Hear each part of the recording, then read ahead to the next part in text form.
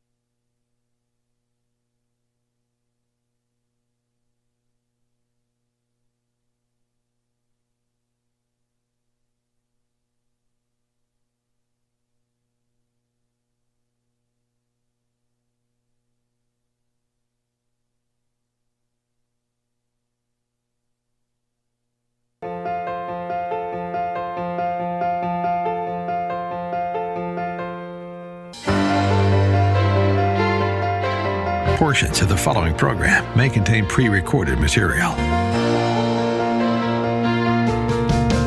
Morning glory, America. Bonjour, hi, Canada. I'm Hugh Hewitt. I'm not there today. Colonel Kurt Schlichter is in for the second of 2 days. I'll be back tomorrow on Wednesday, having driven back and forth across the Empire State. I don't even know if Kurt Schlichter is allowed in New York. I don't know if he is. Colonel Kurt, welcome and thank you again. Thank you, Hugh Hewitt. This is Kurt Schlichter. I am not allowed in New York or any other commie state, well, except California, my home. And I am here in the Relief Factor studio in sunny Southern California at dark 30. Who the heck am I, you ask? That is a great question. Let me tell you. I'm the senior columnist at townhall.com, where I write a column every Monday, Wednesday, and Thursday. I am a retired United States Army infantry colonel. It's important. I am not a JAG. I am not a judge advocate. You might think so because I'm also a noted California trial lawyer here in Los Angeles. And I am the author of the new book, and you can see it. No, you can't see it behind me. I don't have the right. There it is. We'll Be Back, The Fall and Rise of America. If you're watching on the Universe, and you should be, you can see my my visage behind me on the cover of the new book. We'll Be Back, The Fall and Rise of America. I'm kind of pointing at you. I'm calling you out. I'm saying, hey, it's time to get excited, time to get motivated. We got a lot of challenges ahead, folks. But I think, and I'm going to kind of use an analogy from those home improvement shows, I think America has good bones. I think we're going to come through it. But there's a lot of challenges ahead. Are we going to find ourselves in a national divorce? Or are the lonely, liberal wine women just going to kind of barren us into oblivion? Are we going to have some sort of civil conflict? I talk about all that stuff. I leverage my legal knowledge and my military skills. It's a great book, according to me. Oh, I got all sorts of blurbs on it, so you should go check it out. We'll Be Back, The Fall and Rise of America. Let's get to the news, and the news is, well, let me start out with something sad and infuriating. In Texas yesterday, they discovered yet another truck packed to the rafters with dead illegal aliens. 42 human beings dead, locked in a truck, killed by the heat, because Joe Biden and the Democrats refuse to enforce America's laws. I keep hearing all this garbage about my democracy. And of course, we're having did you know there's another J6 meeting today? Apparently some great new evidence came out about how some guy dressed like Conan with horns on his hat was gonna have a coup. Idiocy. You know, go get John Eastman. Get his phone. He's the criminal. Idiots. We keep hearing about our democracy. Well, I don't know. I was a graduate of California Public Schools, which means I learned about civics from that I'm Just a Bill thing, Schoolhouse Rock on Saturday mornings in the 70s.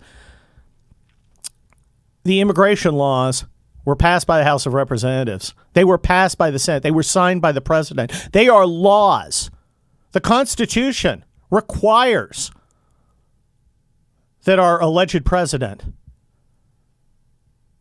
enforce those laws. He's refusing to do that. So what do you call it when a democratically elected law is simply ignored by the chief executive? Do you call it democracy? You want a threat to the democracy? Is a threat to democracy a bunch of elderly Trump voters wandering through the rotunda taking selfies, or a president who refuses to take care to enforce the laws? I think I know the answer. And I think we have 42 more reasons why this is an abomination. They are killing people, folks, not only by drawing immigrants into a very dangerous transit, forcing them to interact with international cartels. That's before we even start talking about the fentanyl that killed over 100,000 Americans last year. Oh, but they don't care. Nah, they don't care. And we're the bad guys, folks. I want to make sure You understand? Because we don't want people broiled alive in trucks. Because we don't want Americans ODing on Chinese-made fentanyl sold by Mexican drug cartels because our border is wide open. We're the bad guys. It's infuriating. But we're coming around. We're winning. We're on a winning streak. Thursday, New York State Rifle Pistol Association. Judge Clarence Thomas, my favorite justice, reaffirmed the Second Amendment. He was unequivocal. Friday, Justice Samuel Alito, runner-up for favorite justice. We are overturning and overruling Roe v. Wade and Casey, sending the question of abortion back where it belongs, to the states. Well, Kurt, I don't understand. Why can't the states regulate guns, but they can regulate abortion? Well, I'm glad you asked. And we will have some great people here to talk about that in more detail. Carrie Severino will be up later. Ilya Shapiro will be up. But let me just tell you why. Because you got a right to keep and bear arms. I know, because it's in the Constitution. You don't have a right to an abortion. I know, because it's not in the Constitution. Nor has it been a recognized right since the time the Constitution was enacted. It's easy. One's a right, and therefore states can't decide, we don't want to have that right. We've got a balancing test. It's a right, but we got a really good reason for not letting you have that right. No, that's not how rights work. An abortion, not a right, which means the legislatures can regulate it, generally as they see fit. It's a reasonability test. In many states, this infanticide, this bizarre sacrifice to Moloch that's become a sacrament in the Democrat Party, well, that's going to be banned. And here in California, I think it's mandatory. I think you're required to do it. And I think you're allowed to do it pretty much up to the time you can apply for Social Security. Yesterday, the streak continued. The Kennedy case. We had a guy who's a coach, right? Football coach. And he's a Christian. But he might have been Jewish, or he might have been Muslim. He might have been Zoroastrian. He would go, kneel down, and say a prayer around football games, right? You're allowed to do that in America. You have a right to exercise freely your religion. You have a right to speak freely. His school district fired him. And it was interesting why they fired him. They said, well, we'd be exposed to litigation because this is establishing religion. Okay, not establishing a religion. A guy sitting there praying doesn't establish religion. Yeah, I know he's on the clock. Okay, and 6-3, written by Gorsuch. Justice Roberts joined in. And, the bottom line, you're allowed to be religious in America. You're allowed to pray. Even if you have a federal job, even if bureaucrats don't like it, even if bureaucrats don't understand the law and are afraid of getting sued by other people who don't understand the law. The First Amendment's not hard, folks. You can speak freely. You can protest peacefully. You can exercise your religion as you see fit. And the government will not create a church. Simple. It's not hard. But there's so much, oh my gosh, the anti-Christian bigotry. It's really disgusting. I don't understand a lot of what the left does. They are unbelievably racist. Look at the reaction to Clarence Thomas. And it's weird because Clarence Thomas wrote the gun case. He didn't write Dobbs, the abortion case. Yet they still decide to go at Clarence Thomas. Gee, how's Clarence Thomas different from the other judges? Well, the essence of the liberal project is racial distinctions. It just is. I mean, you know, I haven't seen Democrats so upset since the last time the Supreme Court overturned longstanding precedent that required human beings be treated inhumanly, which is Brown versus Board of Education. In any case, we got a lot more. I got big news about Kamala Harris. I was going to get in the first segment. I didn't. We got so much on Kamala. Well, she's running, folks, for vice president again. I'm Kurt Schlichter, guest hosting for the great Hugh Hewitt, author of the new book, We'll Be Back, The Fall and Rise of America. Stick around.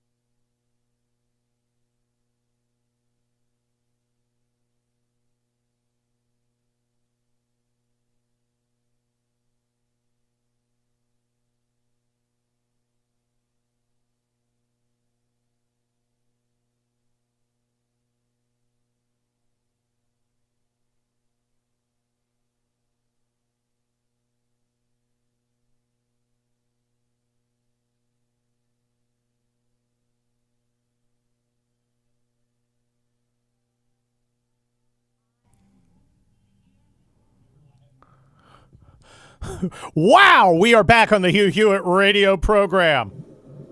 And that old Helen Reddy chestnut. I am woman. Hear me bore.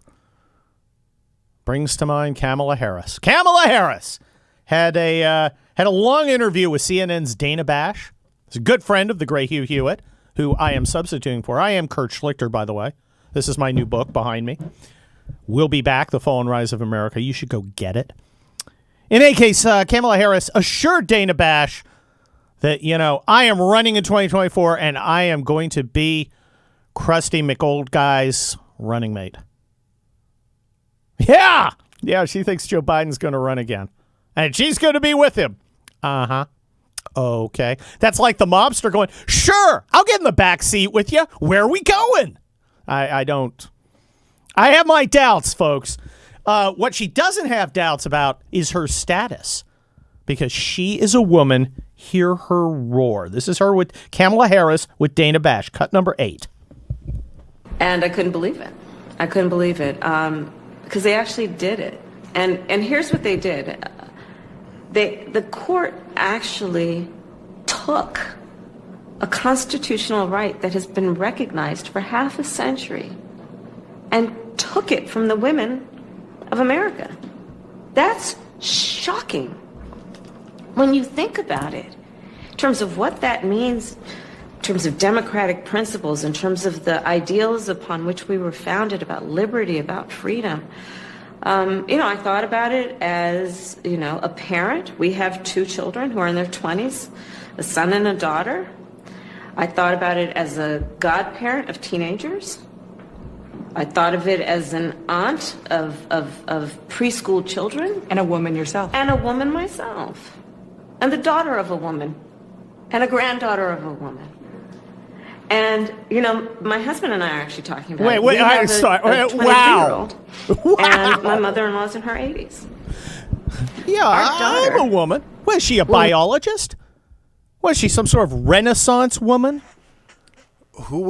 Creature? Who would she be the daughter of if she wasn't the daughter of a woman? 2 men. A menstruating person? A birthing person? A birthing person? Have you noticed how quickly the whole birthing person, menstruating person went away? It's just gone. Aren't you It's gone. Are you the son of a woman? Aren't we? I'm a son of something. Aren't we all descendants of women? Well, I know that's like a unique skill set. Among my qualifications are the fact that I was born and that I exist. Thank you. So she has put that on her CV. She has a unique perspective to bring to this equation. I bring the perspective of a person who has been born of a and woman is alive and that person was born of a woman. Yeah. So from that unique perspective. This is like Kamala Harris reads the book of Numbers. My Kamala begat. Look, we make fun of Kamala, but this is a how could you not? This is because she is a dynamic leader who leads through leadership. Cut number 6. I think that there can be no higher priority than what we have been clear is our highest priority, which is bringing down the costs and the prices as much as we possibly can, and we will stay focused on that. My highest priority is our priority. She's like the queen of tautology. It's actually kind of amazing. Quick, play cut 1. Play cut 1. Cut 1. Cut 1. Well, first of all, let's just say that this is a very real issue, and we have to do something about it, and it's one of our highest priorities as an administration. So there is the piece that is about gas and bringing down the cost of gas, which in large part has exploded because of Putin's war in Ukraine. The president is in Europe right now, talking as he has been to bring our allies and partners together so we can have a common defense around what we believe to be democratic principles around sovereignty and territorial integrity. But there are other things we need to do. And so, for example, bringing down the cost of prescription drugs.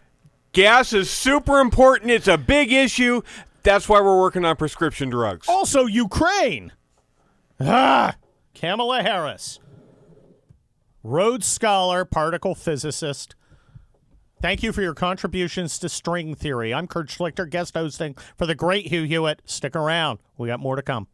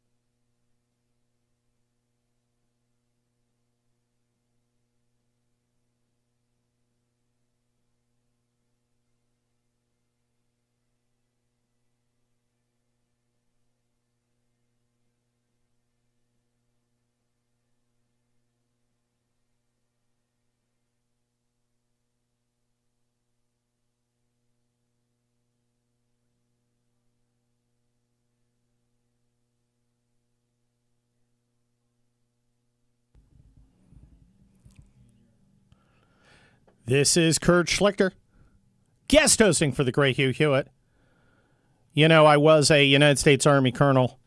Unlike my next guest, I was not Special Forces. I was the opposite of Special Forces. My next guest, Jim Hanson of America Matters. Follow him at Jim Hanson with an O, DC, on Twitter. He was the scalpel. Now, of course, I was the sledgehammer because I had an artillery battalion. Jim, how you doing? Good to be with you, buddy. Hey, it's great to be with you. Look, you are an expert on many things, but one of the things you are the expert on is information operations. I would like to review with you, an expert, the Democrat information operation that seems to be going on right now, because frankly, I am confused because they seem to have missed some of the basics of information operations. Exhibit A, building confidence in leadership. We get someone like Kamala Harris, our vice president, saying something like this. Cut number 6. I think that there can be no higher priority than what we have been clear is our highest priority, which is bringing down the costs and the prices as much as we possibly can, and we will stay focused on that. Jim, is that a confidence builder to you in the leadership that's present in the White House? Because now Kamala says she's going to be the presidential candidate again because President Grandpa Badfinger's running again. What do you think? You know, Kamala Harris is a joke. I mean, it's funny. At least she is honestly, you know, a good representative of Democrat identity politics, because they don't pick based on merit. They pick based on characteristics that they decide, you know, are important. So she wasn't picked for being a quality politician or smart or anything else. She was picked because she's a uterus-carrying, melanin-having, I guess technically now she might be a woman, or she's a womanish character. No. She made very clear to Dana Bash that she is not only a woman, but she is the daughter of women and the granddaughter of women. And there you go. There's another brilliant example of clarifying something like that their highest priority is their highest priority, and that a woman is the granddaughter and daughter of a woman. You know, those are the kind of cogent observations that we need from leaders in this country. So I think, honestly, she could not be a better standard bearer for the Democrats.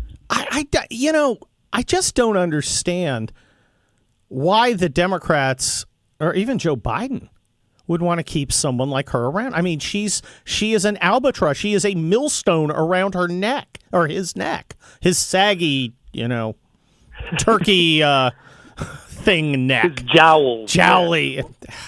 But the thing is, how do you get rid of her? You know, once you do that, if you throw her overboard, then he'll be attacked by his own mob. You know, they will say you're throwing a black woman who earned this on her own merit, not because, you know, she was a sex partner of Willie Brown, the kingmaker out there in California. You know, they're going to use all that against you. So I think they're stuck with her, you know, and I don't know what they're going to do. They're like the dog that caught the car. What are you going to do now that you've got it? And the answer is fail, I think, in 2024. Well, look, I think they have a real messaging problem, and they pointed out themselves. Their notion, though, is the messaging problem is the only problem. It's not the substance behind it.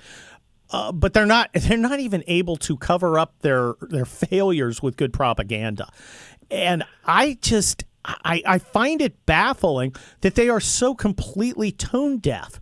Are people really that concerned that you might have to cross state lines to kill your baby when their real problem is $7 a gallon gas? Well, and again, you said it. The real problem is their policies are deadly. A life under Democrat rule in any place in America where they've been in charge is hellish. And people are now noticing that because things have gotten so bad, you can't avoid it. And I think they're, again, back to the information war, they're picking horrible battles. You know, they picked the battle of we prefer the thought police over free speech. You know, we prefer killing babies over life. You know, we prefer telling everyone that they're racists over, you know, treating people on the content of their character. And we believe that the most freakish people's sexual preferences should be celebrated. Well, good, thank you. Let's fight over that stuff. Well, look, Jim Hanson, I find it bizarre that the Democrats have, the left as a whole, it's not just Democrats, has moved away from what I thought was a brilliant information framing for abortion, which is safe, legal, and rare. Because with that framing, you actually acknowledge the concerns of your opponents. The opponents find it distasteful. They don't want to have it. You actually concede something while really conceding nothing. You say, look, I want it rare. And people are like, okay, so you concede that it's not a favorable thing.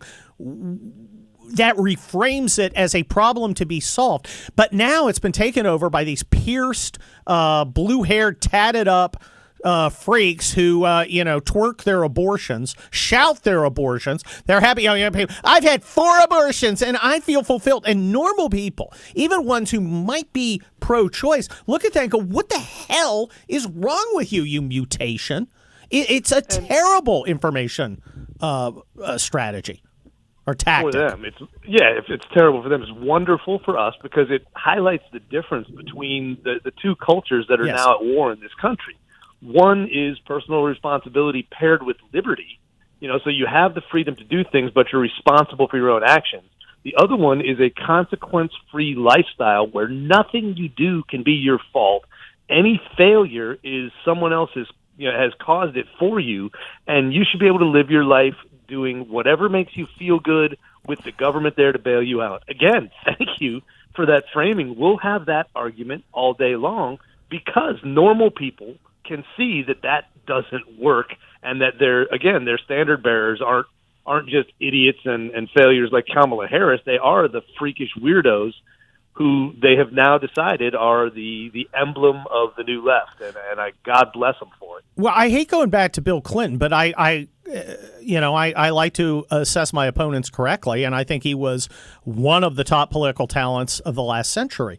And the safe, legal, and rare framing was probably the best possible framing for an abortion advocate. But you look at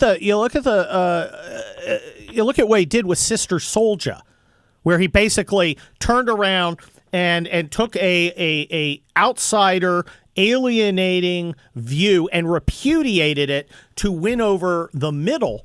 I don't see any Democrat leaders getting up and saying, hey, I don't agree with Dobbs, but we shouldn't be thrilled about abortions and this weird, these weird rituals where people are walking around dressed as handmaids and dolls in front of justices' houses. That's not helping anything.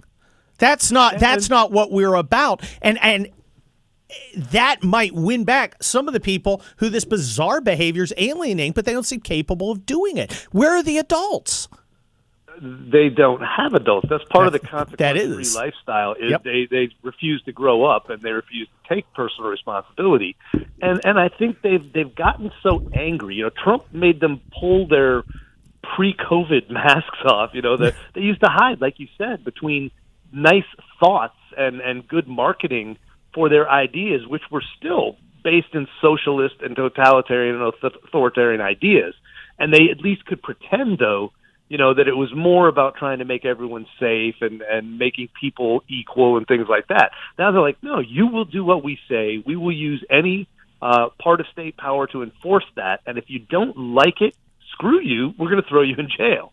And I think they no longer have the ability to fake it. They were faking it for many decades very successfully. And now they're not faking it anymore. They're like, we hate America. We want to burn it down and build a socialist crap hole in its place. And again, I thank them for their honesty. I appreciate it. And we're going to crush them at the polls and remake this country in a better image. Well, Jim Hanson, one of the things about Donald Trump is his amazing ability to compel other people to clarify what they really think. And I think he made not only the Democrats embrace what they really think, to come out and say what before had not really been said in public. But he also did that for a lot of conservatives, the Ahoy crew, the cruise ship conservatives. We now have guys like Charlie Sykes, Bill Kristol, George Will, all the rest, very, very angry that the Supreme Court has upheld the right to keep and bear arms. Furious that Dobbs overturned Casey and Roe v. Wade. I mean, that's, it's one thing not to like Donald Trump as a candidate because he has a few faults, one or two. But to totally repudiate the actual conservative platform that they were telling us for decades and collecting money to support, I find that bizarre. I'd like to know if I spoke to them and they're, why would I do that? When was the time that you changed your mind? When did abortion become okay? What's wrong with these people, Jim Hanson? They'd never really wanted to win. They wanted to have the appearance of holding the right ideas and somehow being on the moral high ground. The problem was they weren't on the moral high ground because they didn't actually have the strength of their own beliefs, as you pointed out. And Trump is the great clarifier. And I think we were in a great tribalization right now where, we're picking our tribes. Are you a member of the liberty and personal responsibility tribe, or are you the free love and no consequences tribe? I think you and I, Jim Hanson, are part of the consequences tribe. I think you listeners to the Hugh Hewitt radio program are part of the consequences tribe. I want you to stick around. We got David Drucker of the Washington Examiner coming up and a lot more.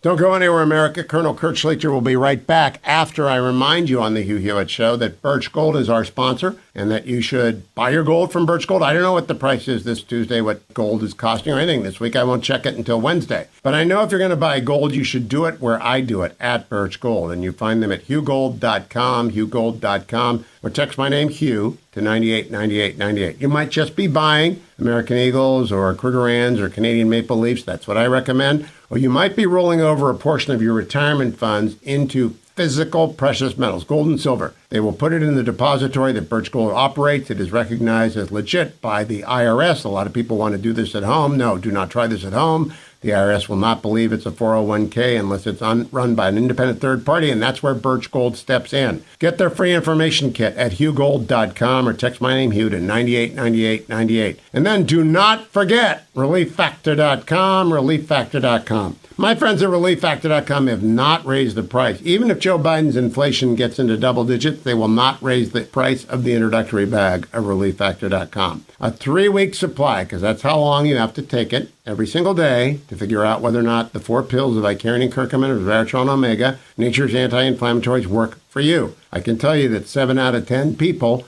re-up. Like me, I've been taking it every day for, 10 years, however long since I got my first bag of relieffactor.com.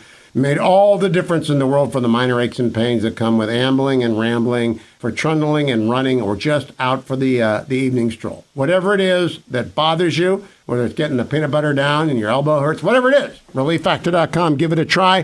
$19.95 is the starter pack, 3-week, and they have not raised the price. $19.95. And that is because they are absolutely committed to getting you to try it. Once you try it, you will buy it. relieffactor.com, relieffactor.com. Kurt Schlichter will be right back. Don't go anywhere. Portions of the Hugh Hewitt Show are brought to you in part by The Matter of Life and Salem Now.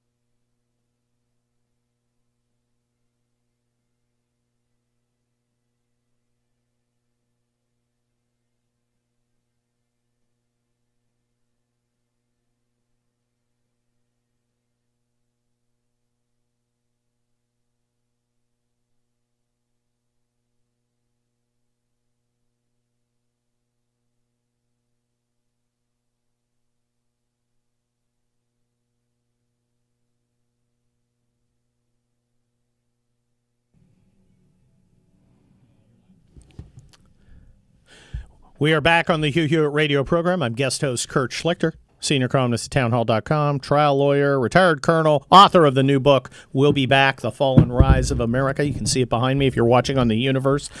That sinister music means only one thing.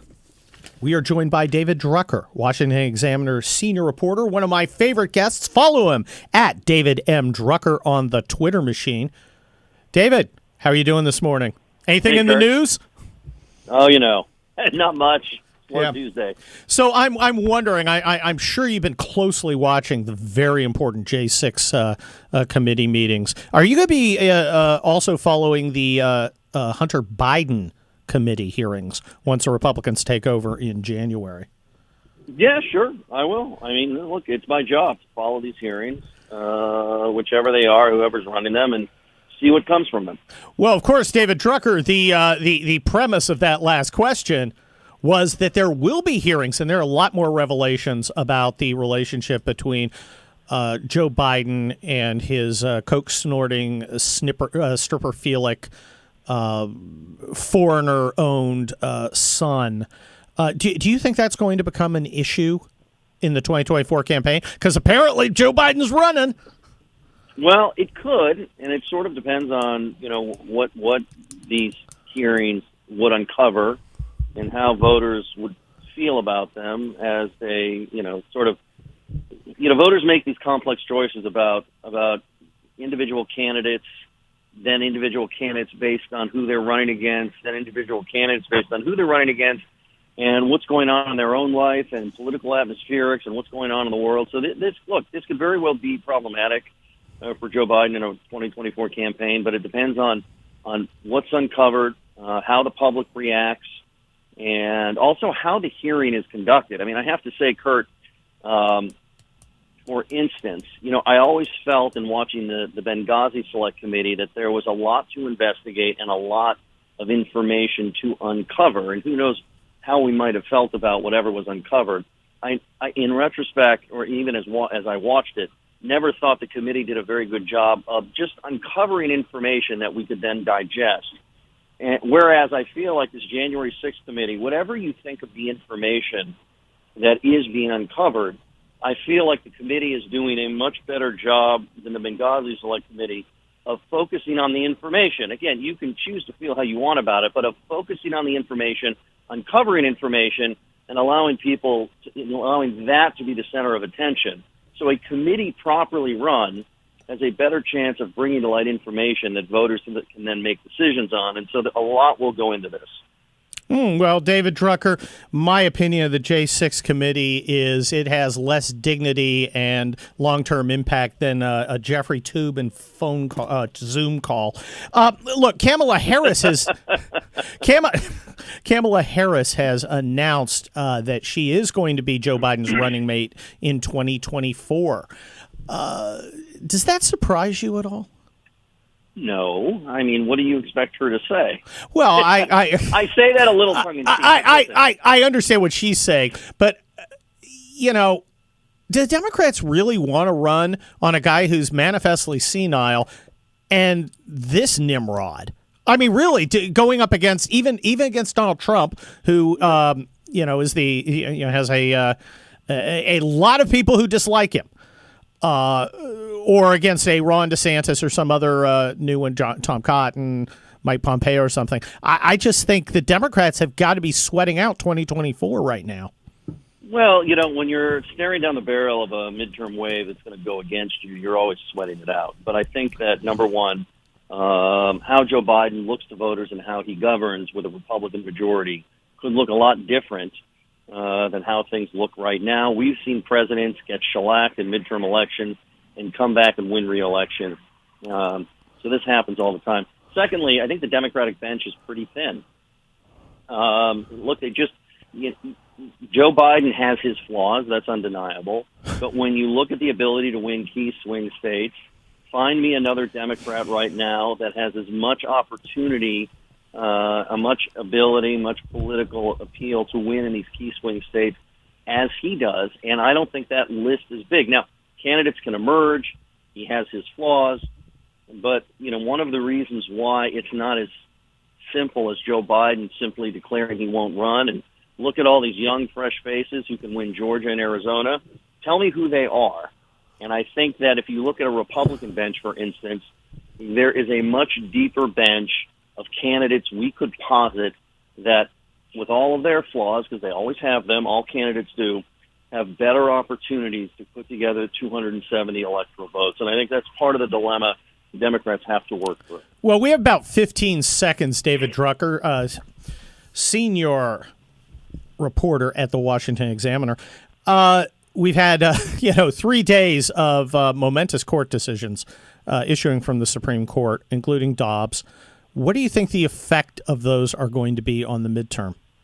In 2022, minimal as far as I can tell right now. In 2024, it could be a whole different story. Interesting perspective from David Drucker of the Washington Examiner, where he's senior reporter. Follow him at David M. Drucker, and stick around here on the Hugh Hewitt radio program. I'm guest host Kurt Schlichter. Follow me on Twitter at Kurt Schlichter, spelled just like it sounds.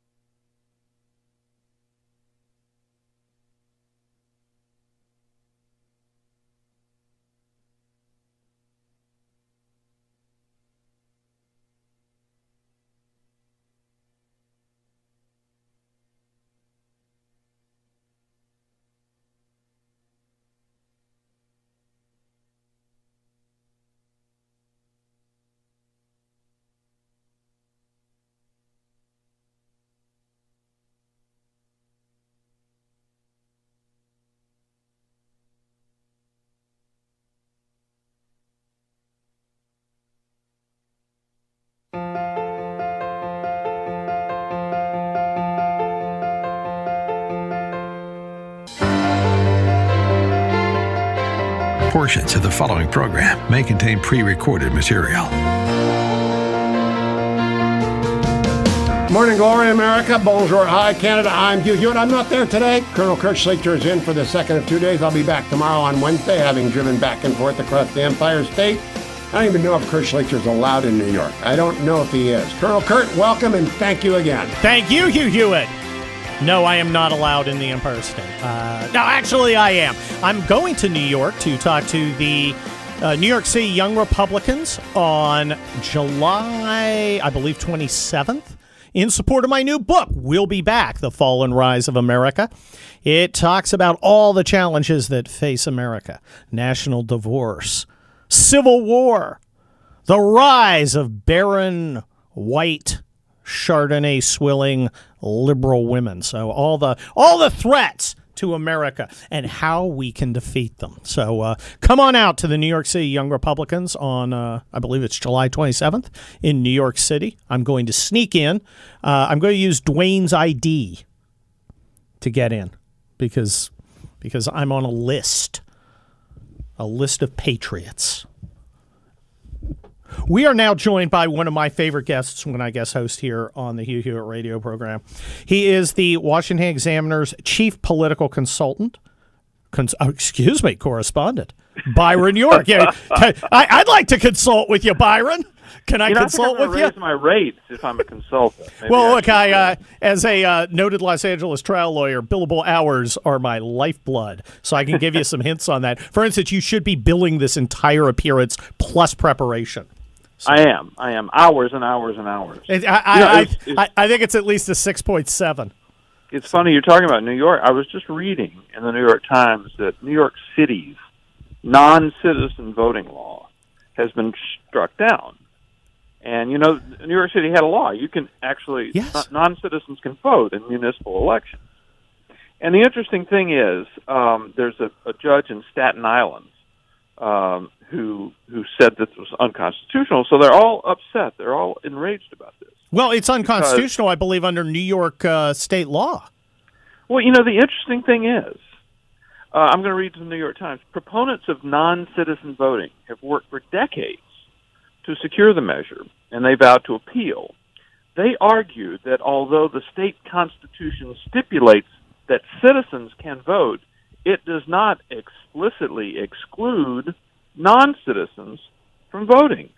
Well, so I went to the Constitution of New York, and there it is, Section 1, every citizen shall be entitled to vote at every election for all officers, etc. And that is the clause that the left in New York claims legalizes non-citizen voting. It's absolutely bizarre. Well, that's an idiosyncratic reading of the statute, which seems pretty clear to me and to the judge. But we've had some idiosyncratic readings of constitutions of late, mostly in dissent. Thursday, we had New York State Rifle Pistol Association reaffirming the Second Amendment. Of course, Dobbs sending abortion back to the states on Friday. And then just yesterday, we had Kennedy, which says, you've got a right to pray even if you are a public employee. How do you think these conservative opinions, which were subject to rather legal argument-free dissents, are going to affect the 2022 midterms and the 2024 election? Yeah, well, my favorite quote about the football field praying was, the coach prayed on the 50-yard line, and Mary Catherine Ham said, Justice Roberts issued a concurrence saying it should be the 30-yard line. See, that's funny. That's comedy gold. A joke, actually. That's comedy gold. Well, Bravo. As far as the Dobbs, the Roe decision is concerned, this is something we just have to wait and see how it works out. Obviously, these states that had passed laws restricting abortion if Roe were shut down, those are states with a majority of people in favor of that. And nobody has been talking about the states, and they're the states in which most abortions are performed, in which nothing changes, or perhaps the abortion laws become even more liberal. If you look at the states that have the most liberal abortion laws, it looks just like the electoral map. You've got California, Washington State, Oregon on the west coast. I think my home Illinois. state. I think my home state of California has actually made it mandatory. Exactly. You have Illinois in the middle, then you have New York, New Jersey, and New England on the East Coast. And so the question is are these abortion views already kind of baked in the cake of representatives, and are they not going to make this a huge difference? The other thing is, an enormous number, at least half the abortions in the country are performed with medication. That is, they're brought about by taking a couple of pills, not a surgical procedure. And there's going to be huge legal fights about how to legalize that or not legalize that. And we don't know exactly how they're going to play out. And the fact is, inflation hasn't gone away. Every single day, most people don't get abortions. Most people do have to buy food. So I think that remains by far the biggest single factor. Well, Byron York, chief political correspondent at the Washington Examiner, one of the issues with something like Dobbs is, the framing by the left has been, abortion's been banned, and as you pointed out, which has been sent back to the states. My thought is, I don't think there's that much to fight about except at the margins. Here in California, I'll tell you, there's just not going to be a battle of abortion. It's done. It's baked in the cake. It's in our Constitution already in the state. I don't have to like it, but that's the way it is. And I think for most states, that's what we'll see. I think there may be some litigation and maybe even some statutes about sending abortion medications through the post office or across state lines. But I really think this may have the chance of taking, kind of completely taking the wind out of sails of the pro-life and pro-choice movements. Are we looking at a future where what have been a major battleground culturally for 50 years suddenly becoming not much of a battleground at all? What issue will people move to? Well, it becomes fragmented at least if it remains with the states. And, I think we got a hint of where the blue states are going last September. Remember, obviously, a lot of people had expected the Supreme Court to do this for quite a while. Well, after the leak, yeah. Well, that too. But even last September, the House of Representatives passed a national legal abortion bill. And you kind of get a look at what their ideal abortion regime would be. And basically what it did was it not only codified Roe, but it would strike down all of the restrictions on abortion that had been passed in recent years, like parental notification and things like that. So that's what you got in California, and that's what you're going to get, I think, in all of the bluest states. And I was reading this morning, I think 68% of abortions last year were performed in states that Joe Biden won, the bluest of the blue states. So the one thing we're just not hearing in this hysterical coverage is for the majority of people who get abortions, nothing is going to change. Well, I think people are going to find out or figure that out pretty quickly, because now we have a lot of misinformation. The mainstream media has hardly been a paragon of clarity and honesty about reporting this. The honest thing is, okay, just a little hysterical. Just a bit. I do think it is interesting that the mainstream media and the Democrat Party have once again learned what women are, which I think is fascinating. Isn't that interesting? It is remarkable. The thing is, though, do you think that the change of the framing from safe, legal, and rare, which I think was a brilliant framing, it was. to shout your abortion, and people like Stacey Abrams unable to say no. You can't have an abortion when the kid's 8 months, 2 weeks old. You just can't do that. That's infanticide. That's crazy talk. And Democrats can't even say that. We got about 10 seconds. Do you think that's going to hurt them, help them, or do nothing?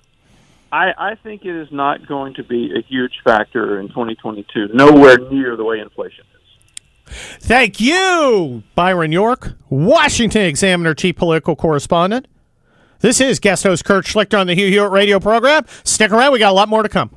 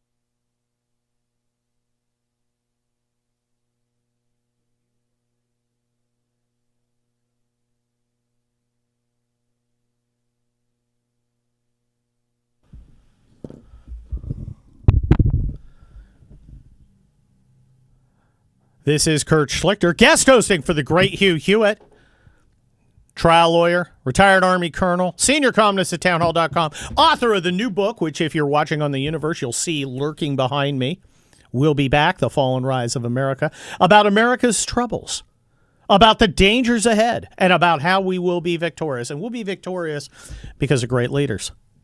And one of them is Justice Clarence Thomas.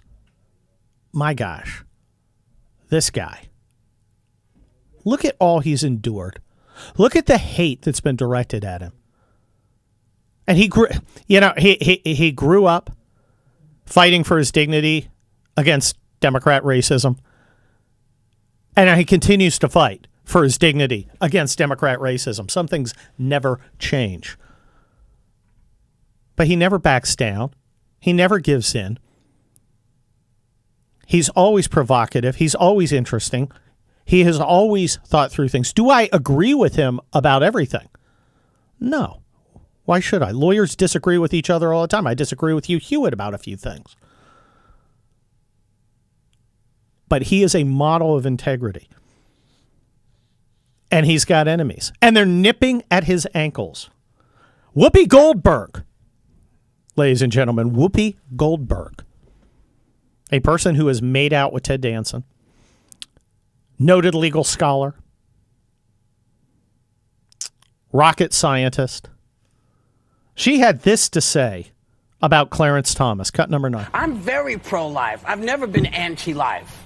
I want people to have the lives they want, but I don't want to force anybody. I don't want anybody coming in my house telling me how to raise my daughter and what she needs because they don't know. I appreciate everybody's religion, but I do not subscribe to your religion. I don't ask you to subscribe to mine, and you do not have the right, based on your religious beliefs, to tell me, because what's next, as Clarence Thomas is signaling, they would like to get rid of contraception. Do you understand, sir? No, because you don't have to use it. But that's crazy. They don't have to use it. That is on the menu insane. now. Contraception's on the menu. Gay marriage is now probably going to be overturned. Affirmative action is we no were more. not in the Constitution either. Well, we were not even people he is in saying the Constitution. nothing is precedent and anymore. Well, you better hope that they don't come for you, Clarence, and say you should not be married to your wife who happens to be white. Because they will move that. Okay. Just listening to Whoopi Goldberg has dropped my IQ that's not by about work 50%. either. It's now only 212. I just, you look at that and you think, is she dumb or does she think everyone else is dumb? Now, in her case, I think she's just dumb. What Clarence Thomas said in his concurrence, he was the only one. He was one of 9. He said in his concurrence, and I'm really going to sum it up. And, of course, Hugh, when he comes in tomorrow, the con law professor, he's probably going to dive a lot deeper into it. But he basically said, look, the right to an abortion was created out of whole cloth by the Roe Court and sustained in the Casey decision when it should have been tossed out because it's not based on any kind of constitutional principle. It's not expressly in the Constitution. It's not a historical right that's recognized. He said, and we should look at other cases where he believes a right was found outside of the Constitution, leaving aside the Privileges and Immunities Clause. That is a different analysis, and those rights may be found there. But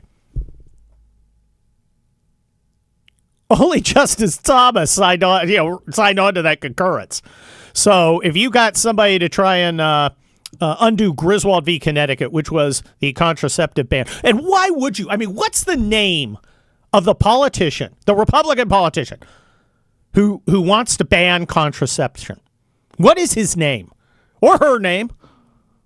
Or Z's name, assuming they're non-binary. Because I don't want to misgender anybody who's trying to ban contraceptive. It's so stupid. It's just dumb. This is Kurt Schlichter, guest hosting for the great Hugh Hewitt. We'll be right back with Jim Geraghty. Portions of the Hugh Hewitt Show brought to you by Sierra Pacific Mortgage. For more info, call 888-888-1172.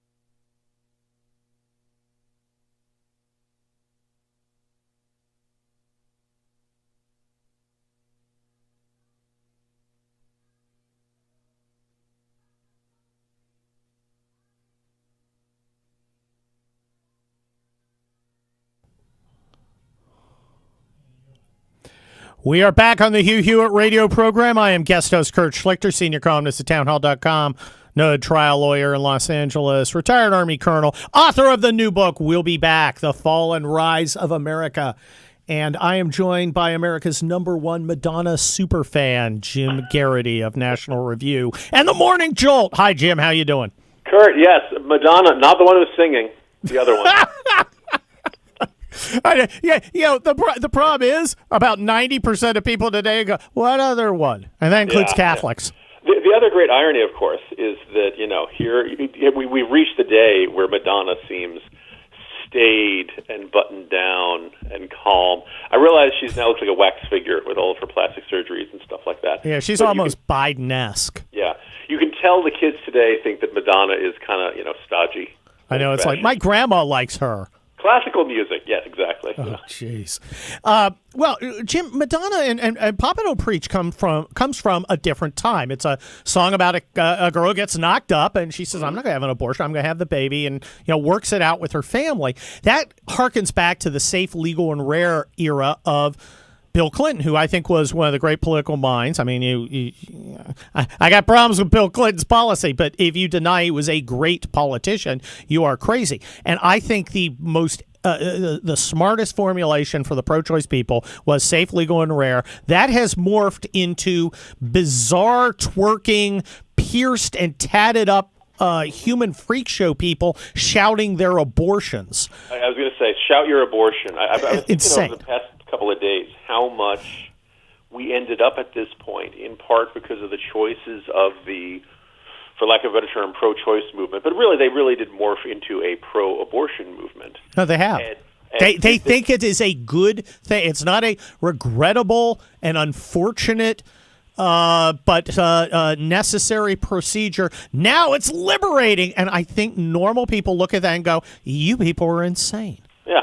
And I kind of wonder, if you look back to the 1990s, was the pro-life movement starting to run out of steam? Or was it starting to build towards that consensus? And by the way, it's worth noting, even before this decision, particularly since the 1990s, year by year, the abortion rate was coming down. Now, you can chalk that up to, better use of birth control. You can chalk that up to a, reduced birth rate. But I think undisputably, I think one of the factors was sonograms and people seeing the child and all of a sudden saying, okay, I cannot terminate this. This is not just some clump of cells. I see a heartbeat. I see eyes. I see a head. You're a dad. I'm a dad. Most of us walk around with that image of that sonogram and keep it for the rest of our lives. It's the first time we see our child, right? So we don't say, oh, look at this lovely picture of my child. It's just a clump of cells. Obviously there's this intense emotional connection to it and gets people to see it as a human life. So my sense was that the pro-life movement was winning through a cultural change, less than a legal change, before this came along. And then I suspect there were probably some pro-choicers, or I guess we said effectively pro-abortion, who were uncomfortable with that, who were uncomfortable with this natural decline in the abortion rate, and who said, no, this is at this rate, someday it'll become rarer and rarer, and maybe it'll become, people will decide to ban it. Therefore, we need to dispute that it is something regrettable. We have to dispute that it is something people are uncomfortable with. Although, Kurt, I noticed, I was listening to somebody on CNN the other day, they kept using the term health care. Yes. They keep using every euphemism. It's like they completely want to preserve abortion, but they don't even want to use the word. Well, the more sensible ones don't. The real nuts embrace it completely. I want to kill the baby inside me, and it strikes me as, and I write about this abortion fetish in my town hall column on Thursday. It strikes me as the sophomore girl from the suburbs of Connecticut goes off to Wellesley, then she comes back at Thanksgiving to freak out the squares, because now she's got blue hair and a bolt through her nose, and she's like, I'm in an experimental phase, take that, daddy, take that, mommy. It seems like they're living out personal psychodramas, and normal people, I think, will look at that and just go, I didn't sign up for this. And it's been intriguing to see that safe, legal, and rare formulation that Bill Clinton put out. Like that rare. I thought it was brilliant. That rare was because Democrat, safe and legal. Pro-lifers don't like that, but the rare was the the olive branch. The rare it recognized people's natural reticence. Look, I guess early on in my life when I was younger, I was pro-choice, mostly because I didn't want to think about it. I just found the whole thing distasteful. I didn't have a real strong opinion. So I guess I just came in and I guess it's, okay, until I really thought about it. But I didn't think about it because the whole thing was distasteful to me. I didn't want anything to do with it. I think most normal people are like, It was interesting for much of, Kurt, you and I are roughly around the same age, and for much of our adult 38. Life, we're in that most of the debate around abortion was around these fringes, right? The partial birth abortion, parental notification for minors, the circumstance, the objection to sex-selective abortion, right? And the idea that, we can understand, rape, obviously, there are a lot of pro-lifers who are comfortable with the idea of expecting a rape victim. Yes, and I think we'll see that in many of the red states. We'll have that exception. If you were doctrinaire pro-life, you wouldn't have that exception. But I think people are going to make compromises. Yeah, there are pro-lifers who are vehemently opposed to in vitro fertilization. They don't like the idea of fertilizing a whole bunch of eggs and then keeping it in a freezer somewhere. I think there's less of a cultural consensus about this, but things like partial birth abortion did have a cultural consensus. And the first argument is, it never happens. Or when it does happen, it's only it's absolutely necessary to save the life of the mother. And you talk to doctors, actually, no, it's never necessary to save. That particular procedure is never necessary to save the life of the mother. And the fact that the pro-choice movement or the pro-abortion movement couldn't give that ground, I think, is one of the factors that led us to this point today. I really feel like because there was room for a cultural compromise.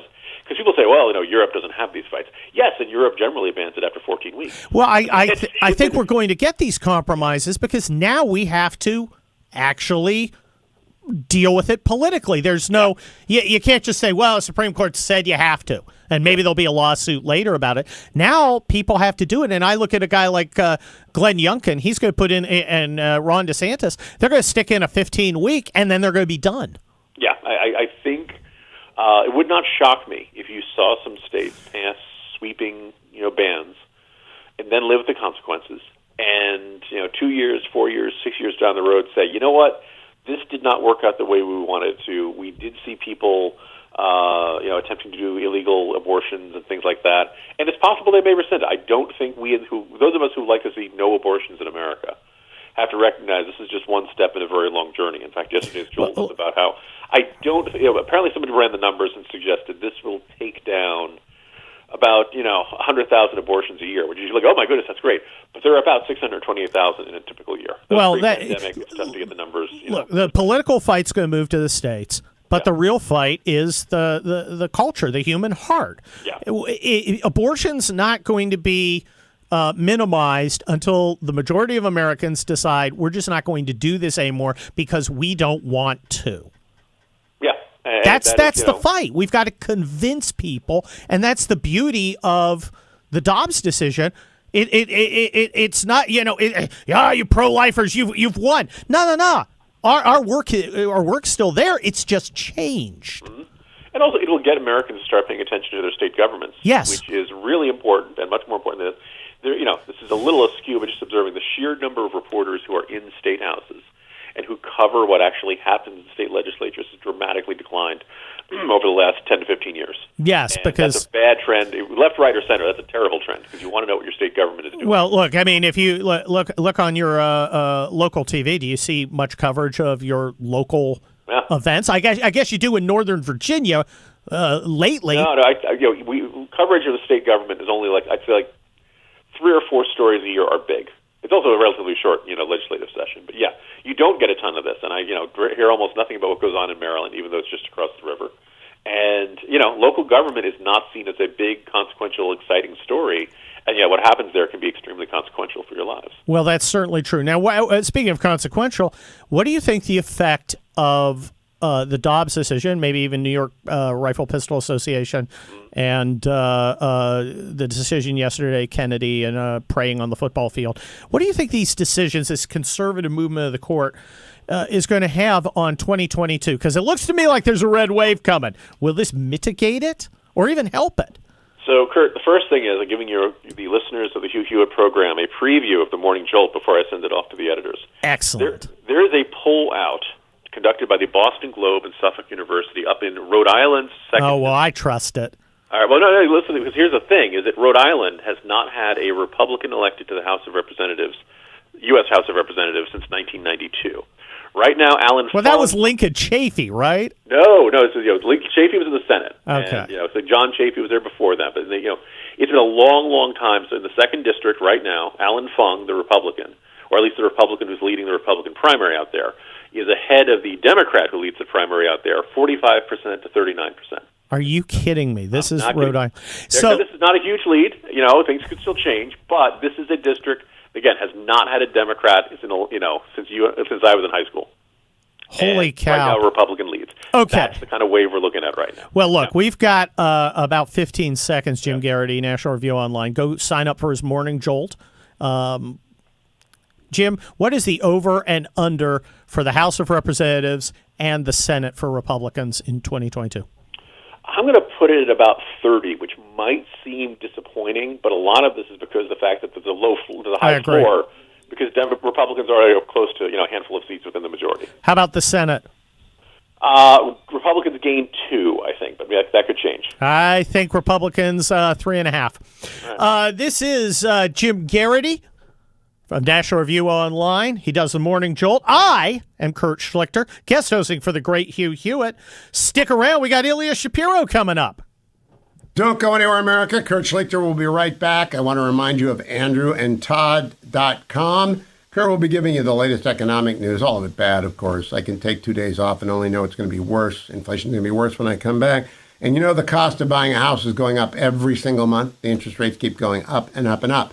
What that means is your purchase rate matters a lot. You got to get the best rate available, probably in the 6s or 7s now, but next month it'll be in the 8s because the Biden inflation has not been broken. They're still spending money. They haven't done anything to stop inflation. That means your home purchase is going to go up. The interesting thing is there aren't enough homes, and so home prices aren't coming down. So you can't wait it out if you want a house because your rent's going to go up faster than the cost of the loan that you got to get from andrewandtodd.com. Call them, 888-1172, or go to their website, andrewandtodd.com. They've been with Sierra Pacific Mortgage forever. They lend you the money. They are not a broker. They are not an independent group. They are with Sierra Pacific. They are lenders.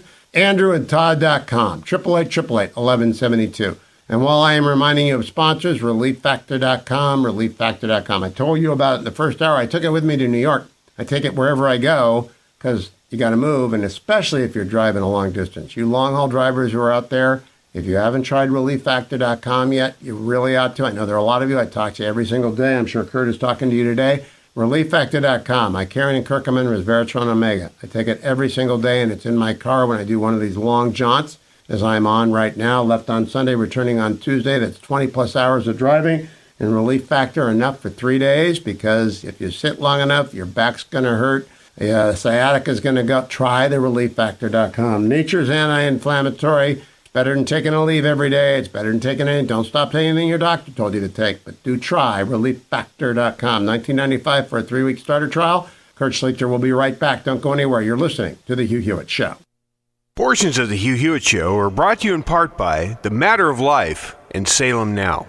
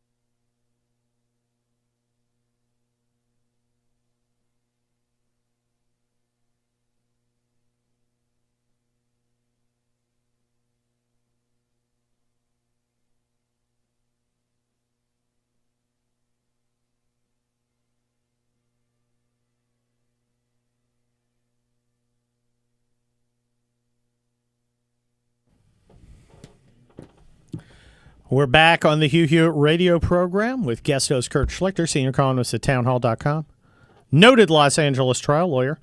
My next guest is Director of Constitutional Studies at the Manhattan Institute, Ilya Shapiro. Ilya, how you doing? Good to be on. I got the reference with your music. Nice choice. You like that? Well, let's not spread the word to Barzini about where you're on the lam. Ilya, first of all, everybody in the Hugh Hewitt radio program is very just outraged about what happened at Georgetown, and I don't want to follow. I don't want to dig deeply in that because I think you're trying to put it behind you. Are you doing okay? I'm doing great, and to fill in your listeners about that oblique exchange we just had. I'm in Sicily on vacation with my family, but I respect you so much, and you're all right as well, Kurt. So I figured that I'd make an exception to my no work, no media rule to do this. If people really do want to support what I'm trying to do with this moment, this platform I've been given regarding cancel culture and academia and the rot therein, I just started a Substack, Shapiro's Gavel. So go check that out. I just had like a couple of posts before leaving on vacation, but that's where I'll be doing a lot of the commentary relevant to that. Well, outstanding, everybody. Ilya Shapiro has made you all an offer you can't refuse. So take him up on his Substack, the Ilya Shapiro Gavel. Let's get right into it. There's a lot going on in the world of constitutional law, 3 momentous decisions in 3 days. And the reporting that I'm a trial lawyer. I did con law 30 years ago. I passed the bar. I think I get what's going on pretty well. But the takes I've seen, Ilya, have been remarkably dumb. How can we teach American citizens what the Supreme Court's supposed to do and how it does it? Because people they think abortion has been banned by Dobbs, right, where in reality, abortion has simply been returned to the states where we all get a say in how we're going to handle it state by state. Yeah, I have a piece coming out in the Washington Examiner, I think later today, the way the time zones work, based on a tweet thread that I recently had, trying to say how disingenuous all of these takes are, as you said, that the Supreme Court is political and it's partisan and it's Republican and it's just ideological. It's not deciding on the law. Well, how is it if the 6 in the majority are that way, or the 3 in the dissent not that way? Is just everyone is political all the way down? No, I do not question the good faith or of any of the justices. I think they're all applying the law as they see it. The problem is in many areas of constitutional law, and certainly these big 4 cases that have come down in the last 7 days: school choice, abortion, guns, and prayer at schools. It's just different visions of how to apply and interpret the Constitution.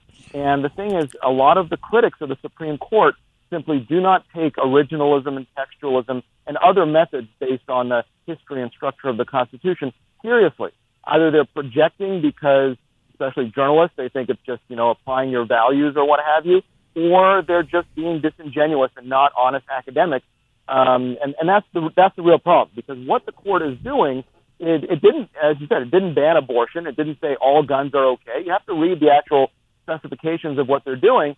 And they're saying if the Second Amendment is in the Constitution, keep and bear arms includes the right to bear arms. Now, what regulatory schemes, licensing, whatever, they said, most are okay, but you can't leave it to an arbitrary decision by an official. With abortion, the Constitution is silent. And I, as a lawyer, Kurt, I've never been public with what I think about abortion policy, but as a matter of law, as a lawyer, I can't tell you the answer of when life begins or where rights attach to that human being. 3 weeks, 10 weeks, 15, birth, quickening, ensoulment, whatever you want to talk about. That's not a legal answer. That's a political, theological, philosophical, fundamentally political answer. So the court is being very careful. And it's just what you're seeing is divisions in basic approaches to the Constitution and the judge's role. Doesn't mean you can't disagree vehemently, absolutely. But none of the justices are acting in bad faith or as anything other than lawyers and judges. Well, Ilya Shapiro of the Manhattan Institute's Directorate of Constitutional Studies, I've got a bone to pick with the liberal bloc, because I'm looking at the dissent, particularly in Dobbs, but also I think most prominently in New York State Rifle Pistol Association. I didn't see a lot of legal analysis. I saw a lot of table pounding. They did. If you look at Dobbs, I don't think they effectively set out where they find this right to abortion. And by having emotionally charged dissents rather than ones based on, dry, boring constitutional analysis, I think they do a great disservice. We have about 15 seconds. Why don't they? I agree with that, Kurt. I agree with that. And in Dobbs, they basically relied on stare decisis. It's an old precedent. Yep. How dare you overturn an old precedent? Well, Brown versus Board of Education would like a moment to talk about overturning precedent. Exactly. Ilya Shapiro, enjoy your time in Sicily. Have a little pasta and red wine for me. I'm Kurt Schlichter. This is the Hugh Hewitt radio program. We're going to be right back with Carrie Severino after this. The Hugh Hewitt Show is now available on TV. Go to salemnewschannel.com or download the app. You can also watch on Roku and Fire Stick. Salem News Channel, the antidote to the mainstream media.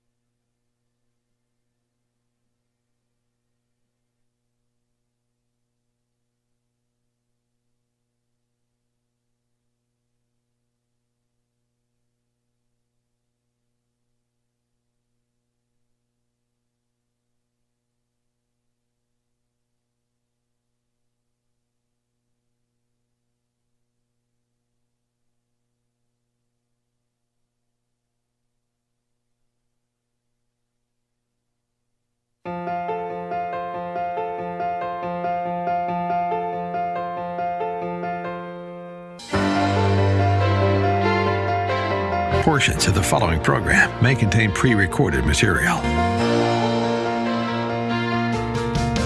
Morning glory, America. Bonjour, hi, Canada. I'm Hugh Hewitt. I'm not there today. Colonel Kurt Schlichter is in for the second of 2 days. I'll be back tomorrow on Wednesday, having driven back and forth across the Empire State. I don't even know if Kurt Schlichter is allowed in New York. I don't know if he is. Colonel Kurt, welcome and thank you again. Thank you, Hugh Hewitt. No, I am not allowed in New York State. I am too conservative, too hardcore, too amazing, if I say so myself. Of course, I'm a modest guy because I'm a noted Los Angeles trial lawyer. Behind me, if you're watching on the Universe, you can see a copy of my new book, We'll Be Back, The Fall and Rise of America. You should go get it because it is amazing, according to everyone who's read it. You know, here's how it goes. Bible, works of Shakespeare, We'll Be Back, The Fall and Rise of America, and then the collected works of Barbara Cartland. So we've been talking a lot about the Supreme Court. And we're going to continue that with an expert, someone who is actually a clerk on the court, I believe. Carrie Severino, president of Judicial Crisis Network. Carrie, welcome to the Hugh Hewitt radio program. Oh, it's great to be here.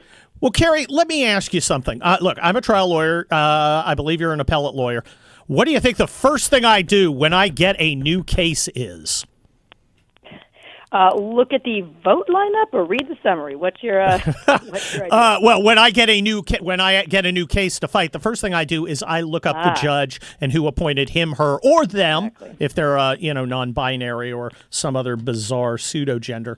The point I'm trying to make is there's been a lot of talk about the politicization of the court, but as a practical matter, often you can figure out how a judge is likely to go in a political case. Now, in a business case, for instance, one of the best arguments I ever had was in front of a Ninth Circuit judge who was appointed by Obama, very, very liberal, asked great questions, and seemed to have good analysis. But when it comes to political cases, we can often figure out how they're going to vote.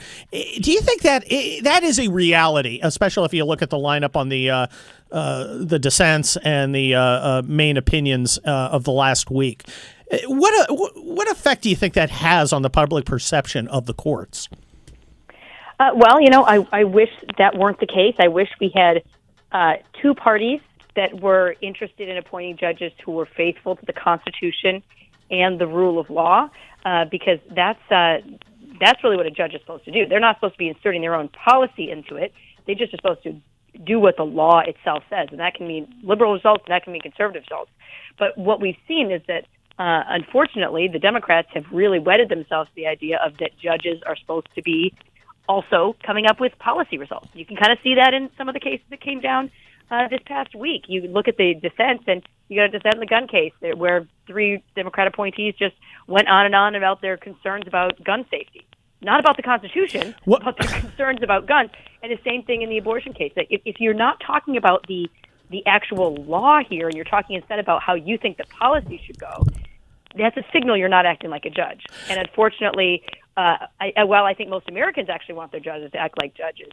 I think, unfortunately, we have a lot of politicians who'd rather appoint people that are going to use the court to achieve their own policy ends. Well, Carrie Severino of the Judicial Crisis Network, congratulations. You took my follow-up question because I was going to point to those dissents. And the significant thing I found about them was the total dearth of legal analysis. I was kind of the argument in Dobbs is there is no at the base of it, there is no constitutional right to abortion. There's nothing expressed in the Constitution, no historical precedent creating a right of long standing, for instance, like marriage would be, right? Mm-hmm. That doesn't necessarily have to be mentioned, but we all understand it to be a right. They never grappled with that argument at all. They simply said, well, we've been wrong for so long, you shouldn't undo it. I find that troubling because that does politicize the court. Oh yeah, and they wouldn't even. So they were it's kind of like two halves to it. One is, well, this is so important, it must be in there. Well, no, is it in there or isn't it? I mean, look at the words. Not this is a really important thing, so it must be constitutional. But then you're right. It's like even if it's wrong, we should do it because it's also a really important thing, and because it's been around for a long time. Those same judges. When you just go back one day earlier in the gun case, they spent their whole dissent basically taking issue with a previous holding as the Supreme Court. You know, the court has already talked about whether there's an individual right to bear arms, and it said there is. You still got 3 justices who are like, yeah, I don't buy that. And yet they lecture the conservative justices on stare decisis, on following precedent, if they want to overturn something that's just not even in the Constitution. So it's like, wait a minute, guys. You can't it just turned it into a political thing that they throw at cases that they like, that they say, oh, you have to uphold our cases. But then when it comes to the cases that they might disagree with and the precedents they disagree with, they're happy to throw them out. And you know, I have to say, I think that's the right answer, is if you think a case is really constitutionally wrong, throw it out. But please don't lecture me and pretend that all of your cases are sacrosanct, because they've been decided, and so we have to just leave them where they are in perpetuity. Well, Carrie Severino, one of the things that struck me about the dissent in the gun case, New York State Rifle Pistol Association versus Bruin, was first of all, the listing of all these tragedies was not particularly effective because, as Samuel Alito pointed out, well, you got one that's a guy who shot up a place in Buffalo, the same state where these laws that you think are so necessary to prevent these things are actually in effect. So, you know, as an argument, it just invites the counter argument. But they've evidently discovered a right that isn't much of a right, because is it really a right if the legislature can overturn it just because essentially it thinks it's a good idea? Yeah, no, it is the decision in that case. Again, they're very concerned about these policy issues. All the stuff they said are valid things if you want to bring up at a legislative hearing. If they want to say, hey, here's the types of gun violence we're concerned about. Here are the things we think are going to help that. You know, then you can have the debate about whether it really would help. And that's where the well, the first step, of course, would be whether they actually could do any of those things, because as Justice Thomas pointed out, we're not going through intermediate scrutiny or strict scrutiny, because those are in essence balancing tests. The mere fact that it is an amendment eliminates any balancing test. The balance has been done. We're going to go with keep and bear arms.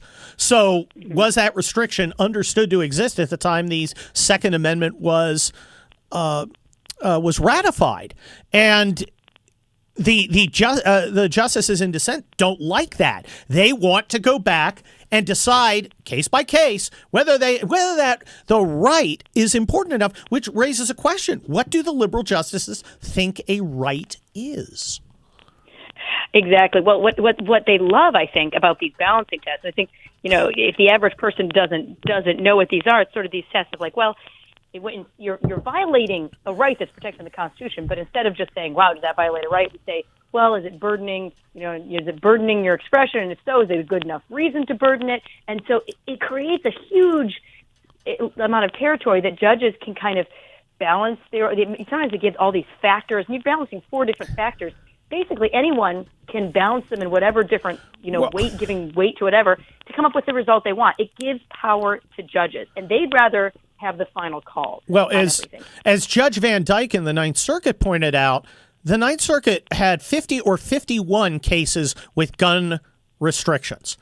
And in all of them, every single one of them, the court found, well, yeah, this restriction is justified. It's not much of a right, in my view, if 100% of the time, anytime the legislature wants to limit that right, it can. It becomes something else.